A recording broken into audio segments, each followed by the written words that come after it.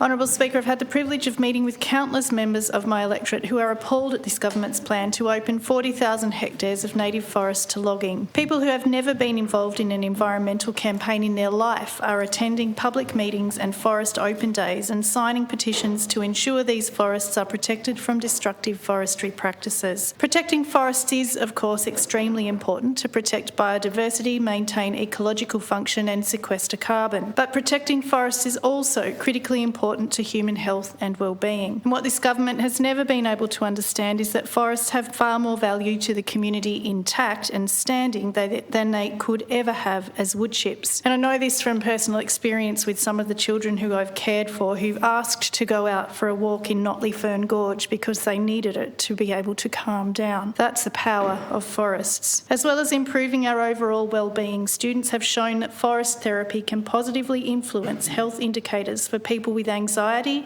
depression, stress and schizophrenia. Many of us have lived experience of the importance of nature for our mental health. We only need to look back on the COVID-19 pandemic and the crucial role that public parks, walking tracks and green spaces played in maintaining the mental health of people in lockdown. A study in the Journal of Climate Change and Health found that countries with a greater area covered by forests also had lower rates of mental health and substance abuse disorders. In a climate change and biodiversity crisis, conserving our forests is one of the most important actions we can take to try to mitigate climate breakdown. Institutions such as the World Health Organisation, the Royal College of Psychiatrists and the World Psychiatric Association have identified that climate change is increasingly having stronger and longer-lasting impacts on people's mental health and psychosocial well-being. Deforestation, land use change, biodiversity loss, extinctions, ocean pollution, overfishing and repeated exposure to climate-related disasters can increase stress,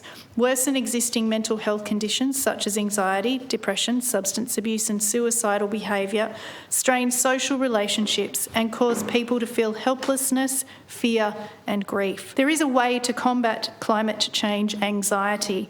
Participating in positive climate action can increase well-being by providing people, particularly young people, with opportunities to actively engage with solutions and increase their feelings of individual power and capacity to change the situation. For the communities across Tasmania that may be feeling disempowered and defeated by the latest Liberal assault on our precious forests, the Greens hear you, and we're here to say you have the power. You can join one of the many community groups that are organising across the state in opposition to the Liberals' plan. The Wilderness Society, Protect Our Northwest Forests, the Mount Arthur Community Protection Group and Protect the Panama, to name but a few. You can tell this Parliament directly that you don't support the logging of 40,000 hectares of future reserve forest by signing the petition currently available on the Parliament of Tasmania's website. It's my great honour to sponsor it.